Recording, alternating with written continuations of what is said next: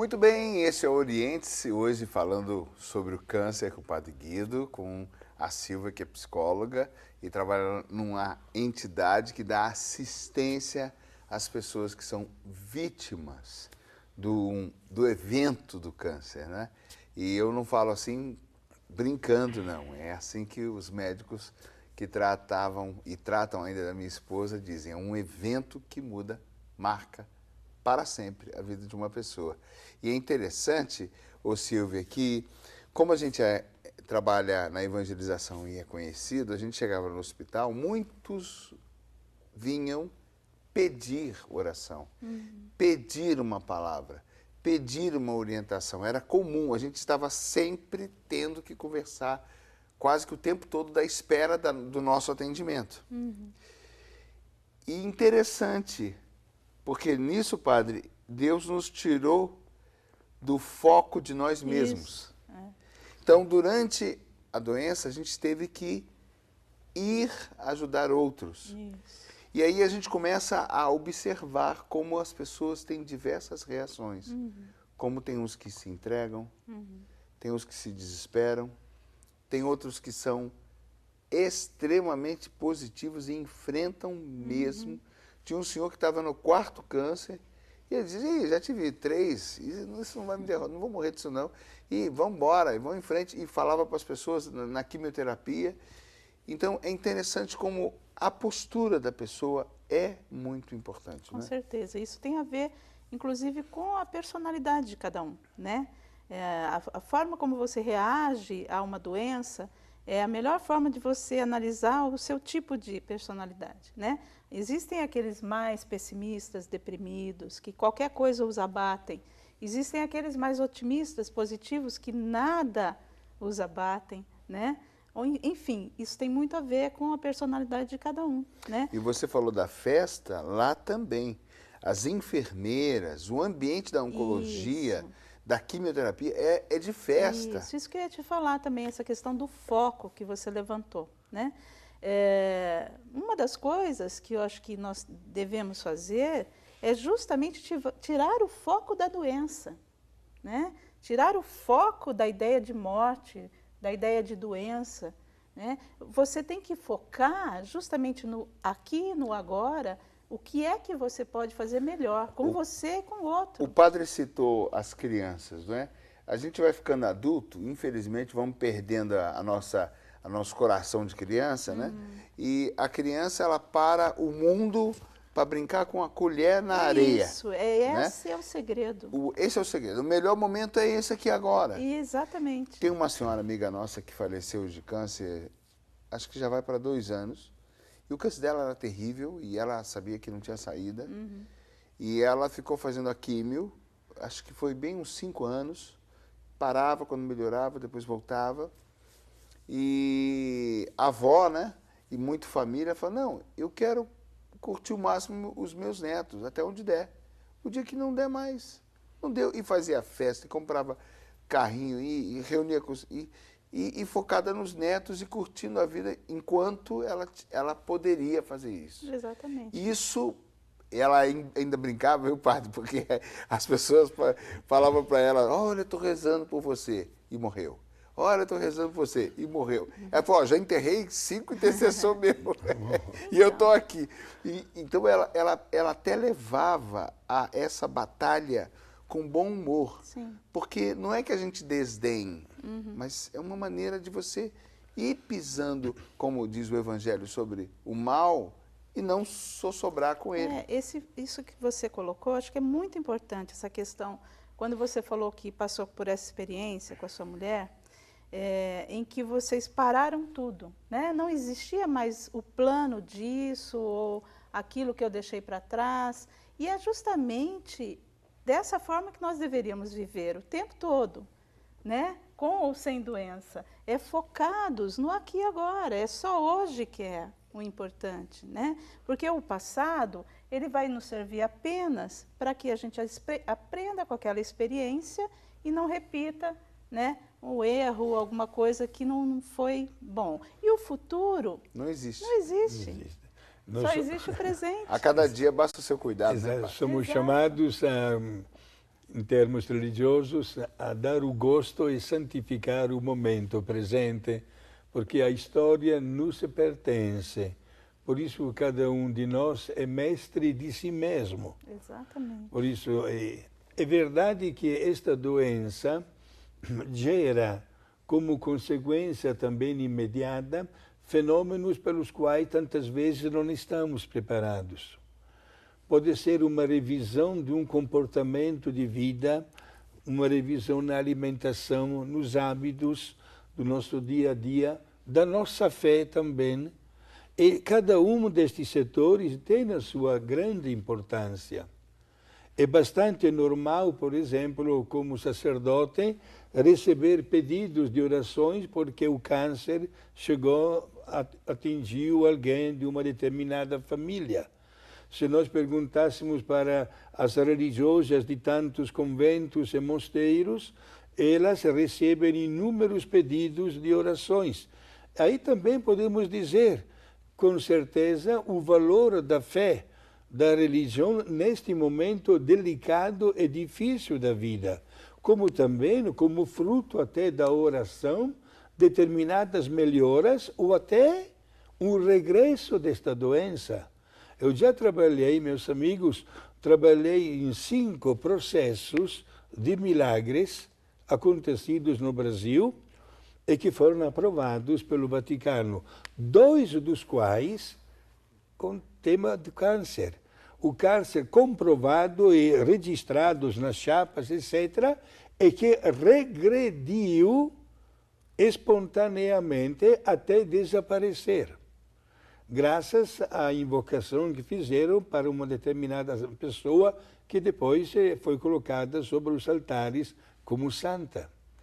Até isso acontece. Diga quem é para o povo. Sim, não, é bom que o povo saiba disso, né?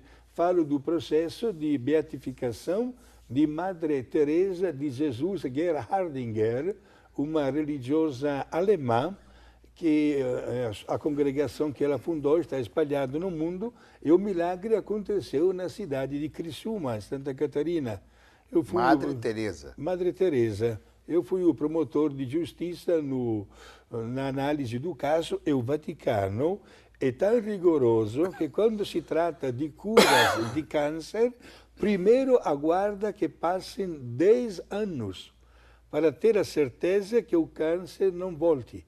Só depois se pode abrir o processo. E aquele processo chegou ao bom final, porque aquela fundadora foi beatificada. A minha esposa, ela quando foi fazer, foi pensar, né, pegar as células cancerígenas para... Pegar a célula, na verdade, para saber se era... A biópsia. A biópsia, para saber se era câncer, foi com agulha na mama. E ela conta que ela rezou ali, pediu ao Senhor, né, que ela queria que não tivesse nada, mas que fosse feita a vontade dele.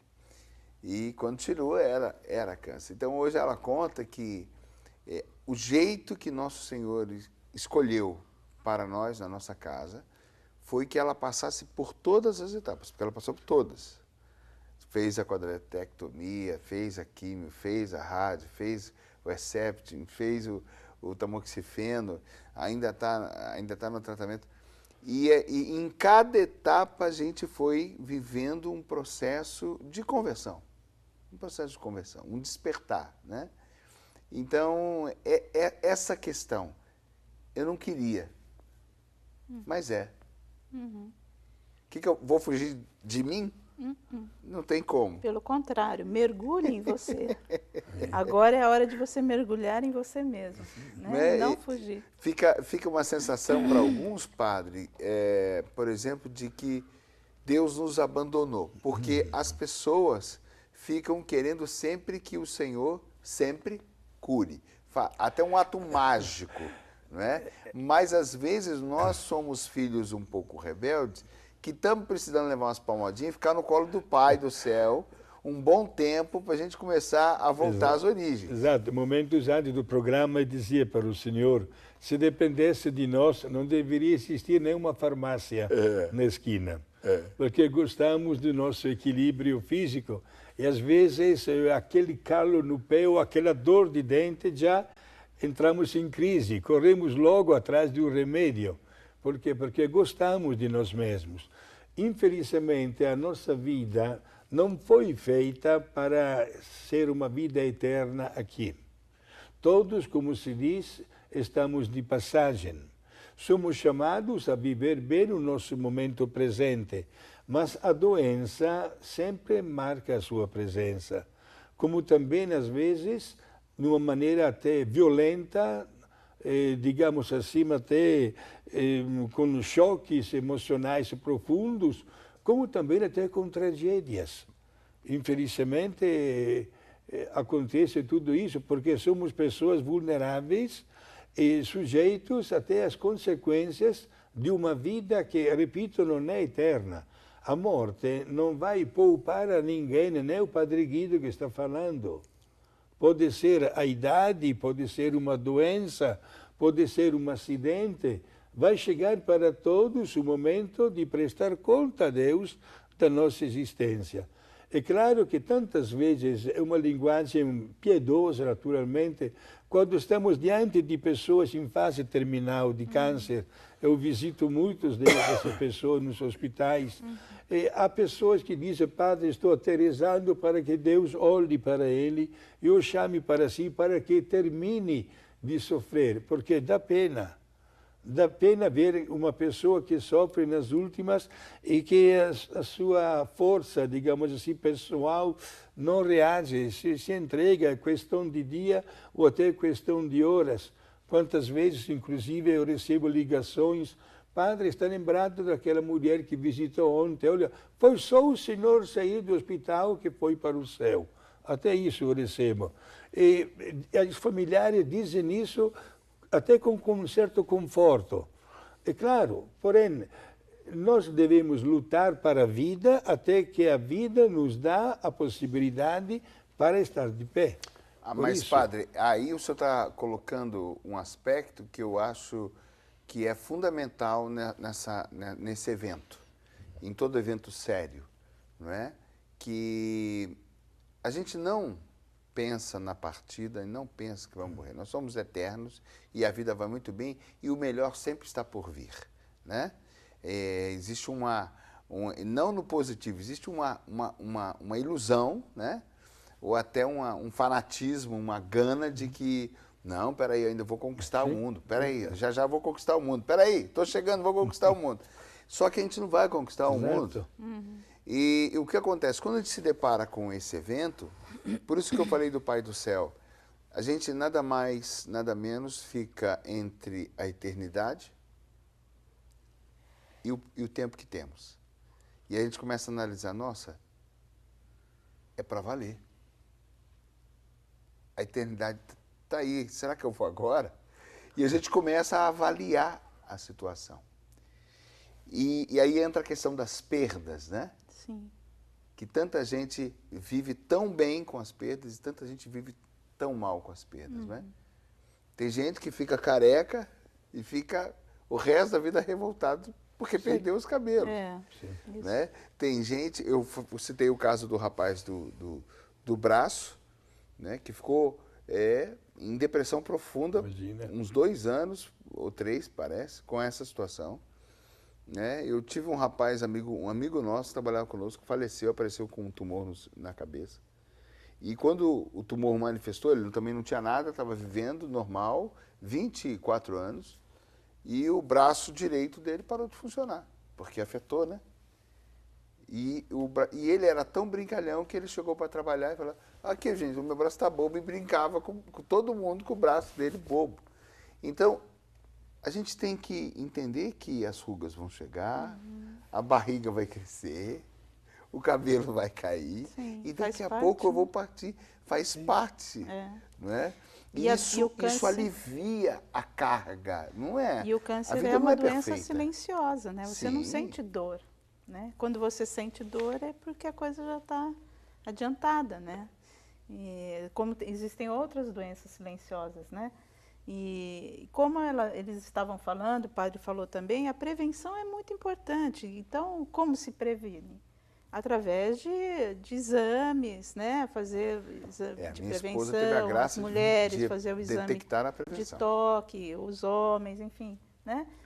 É aí, por aí. E também tudo aquilo que a gente já falou, né? De alimentação, de sanar suas emoções, se religar com Deus, enfim. Próximo bloco a gente entra Vai entrar nessas nesse partes tema. práticas. Vamos entrar Ok. nessas partes práticas para auxiliar quem está em casa. Mas é Ok. importante saber que existem entidades que dão assistência psicológica, assistência social, né? Assistência até material, né? Daquilo que é necessário para as pessoas, daquilo que se passa, né? Momentos que são feitos também para enriquecer, para conviver, para nos sentirmos mais normais apesar da doença, né? Então, existem muitos trabalhos feitos nessas situações. São casas específicas, as quais merecem muito respeito, porque é um trabalho muito específico e tem que ter dom para lidar com essas situações, né? Tem que ter competência dada por Deus, pelo céu, como o padre está falando, né? Padre mesmo, o sacerdócio é algo maravilhoso, porque todos os dias, ele está contando aqui o exemplo dele, lida com a morte, lida com a partida, lida com a doença, lida com a depressão, lida com... Todo mundo abatido. E por que o padre nunca se abate? Interessante, né? Então, existe uma capacitação dada por Deus. É por isso que a século XXI também está aqui como alguém instituída por Deus, como uma... Tem tantos padres, psicólogos, tanta gente que se reúne aqui para trazer para você uma palavra amiga, para trazer para você uma orientação, uma ajuda, uma mão estendida no momento que você vive aí na sua casa. Esse é outro grande problema, a gente se isola muito, né, quando está com problema. Então, Verdade. a graça de uma rede século XXI, de uma rede católica, de um programa de evangelização pela TV, é chegar até o teu coração, onde você está. Olha só como Deus é caprichoso, Ele ainda arruma um jeito de chegar aí, até onde você está. Então, isso só é possível graças à unidade, à união das pessoas que contribuem, né? Eu agradeço aqui os sócios que contribuem com a rede século XXI, mantendo essa possibilidade, né, padre? Que a gente só pode falar da fé, só pode falar da assistência, só pode falar do que as pessoas enfrentam, orientando, talvez, futuras pessoas que vão enfrentar de novo essa situação, ou enfrentar um dia, ou alguém da sua família. Deus nos livre, mas faz parte do nosso caminho, né? Então, é bom a gente ter esse preparo. A rede século XXI existe para isso. E você que ainda não colabora, colabore. É justo. Cada um fazendo um pouco que lhe cabe, a gente faz uma grande obra acontecer. A entidade que a Silvia faz parte também é um conglomerado de voluntários se ajudando para dar assistência. Eu fico impressionado com os psicólogos, com as assistentes sociais, porque tudo bem que tem uma profissão e tem um sustento, escolheu esse caminho, mas é um caminho de amor. Sim, com certeza. Né? Amor ao ser humano. A gente vê a alegria em vocês de servir, tanto quanto um sacerdócio. É bonito ver as pessoas servindo umas às outras, não é? Verdade. Então, espero que a gente não precise, talvez você, passar por isso para poder se abrir aos outros. O primeiro passo podia ser esse, né, padre? Que cada um se abrisse ao irmão, foi uma das coisas mais vida. lindas que eu ouvi o Papa Francisco falando. Vamos cuidar um dos outros. Achei lindo isso. Sim, é muito importante porque, por exemplo, entrando novamente no nosso tema, se falava muito pouco e até hoje tantas pessoas se isolam. Preferem até fazer um caminho paralelo, fechando a porta e a janela, como excluindo-se espontaneamente da sociedade, quando é um momento, pelo contrário, no qual deveria se mais abrir, descobrir novos valores, partir para uma tomada de posse, digamos assim, diferente. Uma reação. Uma reação, né? E notar até pequenas conquistas que são verdadeiros progressos. Não devemos ter medo de estar a contato com estas pessoas. Nos hospitais, se não dou a volta completa, porém, UTI, UTI neonatal, emergências e câncer todos os dias. São os setores pelos quais sempre a gente passa. Porque, especialmente, como o senhor falou, até uma pessoa com câncer faz questão de receber uma palavra. E faço isso sempre num horário que não é horário de visita, para ficar mais à vontade com os pacientes. É isso aí, maravilha, padre. Para você que quer ser sócio e ajudar a Rede Século XXI a levar momentos assim em frente, entre em contato conosco. O telefone é 19 3871 9600. 3871 9600. 19 3871 9600. Bom, nós vamos para o intervalo, está maravilhoso. Continuamos falando com você sobre essa unidade, sobre essa abertura, sobre essa reação. Este é o Oriente. A gente volta já já.